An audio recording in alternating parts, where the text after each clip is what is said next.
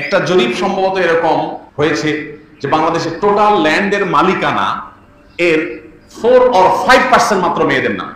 বাংলাদেশের মেয়েদের সংখ্যা অলমোস্ট ছেলেদের হাফ, প্লাস মাইনাস 50-50 প্রায়।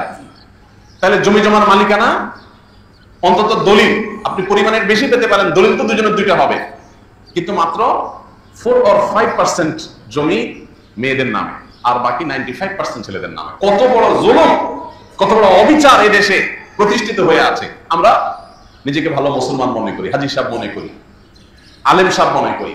আমি বিভিন্ন মাহফিলে গেলে হাত তোলাবার চেষ্টা করি। কোন সব সেই সুপুরুষ আছেন যারা হাত তুলে বলতে পারবেন যে আমার বাবা মা, আমার মায়ের মৃত্যুর পর আমার বোনদের হক পাই পাই করে বুঝাই দিছি? কয়জন আছেন? এখানে হাত তুলতে বললেও খুব বেশি হাত উঠবে না, আমি জানি। এই যে একটা লজ্জাস্কর অধ্যায় আমাদের, এই অধ্যায়কে কবর রচনা করতে হবে, এই অধ্যায়ের অবসান ঘটাতে হবে। এর জন্য সংকল্প দরকার। ভয়কে জয় করতে হবে। সম্পদ দেওয়ার মালিক কে? সম্পদ রাখার মালিক কে? এই বাংলাদেশের বড় বড় জমিদারেরা ছিল, তাদের বংশধরেরা এখন ভিক্ষা করে, আছে না নেই? অতএব ছেলে মেয়ের জন্য সম্পদ রেখে যাবেন, তসরুফ করবেন, বৈষম্য করবেন, বোনকে দিবেন না, ভাই হিসাবে সব আটকে রাখবেন কেন? আপনার ছেলে মেয়ের জন্যই সেই 2 নম্বর এটা করবেন। এরা যেটা ধরে রাখবে তার গ্যারান্টিটা কি? এরা যে রাস্তায় ভিক্ষার জন্য মানুষের সামনে হাত পাতবে না, গ্যারান্টিটা কি?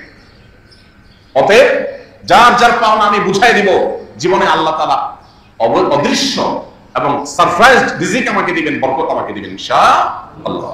আল্লাহ তাআলা বলেছেন, ইয়া আইয়ুহাল্লাযীনা আমানু লা তাকুলু আমওয়ালাকুম বাইনাকুম বিল বাতিল। হে ঈমানদাররা, তোমরা একে অন্যের হক মেরে খাইও না অন্যায়ভাবে। আমার বাবা মারা গেছেন, যাই রেখে গেছেন, এখানে আমার বোনের হক আছে, এটা আমি দিলাম না। গড়ি মশাই করে ধানাই বানাই করে বুঝতুজ দিয়ে আমি রেখে দিলাম, তাহলে তার সম্পদটা আমি অন্যায়ভাবে ভক্ষণ করলাম।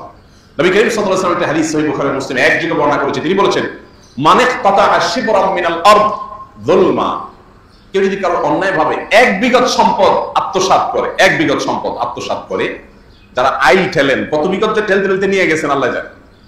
1 বিঘত সম্পদ যদি কেউ কারো আত্মসাৎ করে, নবীজি সাল্লাল্লাহু আলাইহি ওয়াসাল্লাম বলেছেন 7 তরফ জমিনকে কিয়ামতের ময়দানে তার গলায় ঝুলিয়ে দেওয়া হবে।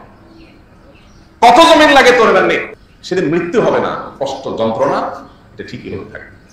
ভাইরা আমার, আল্লাহ রাব্বুল আলামিন আল্লাহর বিধিবিধানের সামনে আমাদেরকে আত্মসমর্পণ করা, সেরকম ঈমানের শক্তি ধারণ করার তৌফিক নসিব করুন।